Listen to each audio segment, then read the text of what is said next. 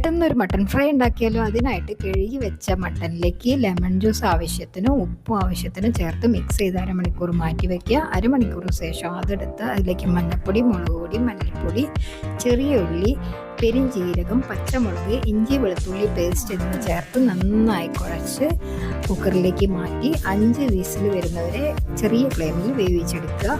ആ സമയം കൊണ്ട് നമുക്ക് സവാള അരിഞ്ഞത് വഴറ്റി അതിലേക്ക് ലേശം ഉപ്പും ചേർത്ത് കൊടുത്ത് ഇഞ്ചി വെളുത്തുള്ളി ചതച്ചും പച്ചമുളകും ചേർത്ത് നന്നായി വഴറ്റി വെന്ത് വരുന്ന സമയത്ത് തക്കാളിയും ഇട്ട് ബ്രൗൺ കളറാവുന്ന സമയത്ത് നമുക്ക് കുക്കറിൽ വേവിച്ച് വെച്ച മട്ടൺ ഇതിലേക്ക് ഇട്ട് നന്നായി ഇളക്കി കൊടുക്കണം.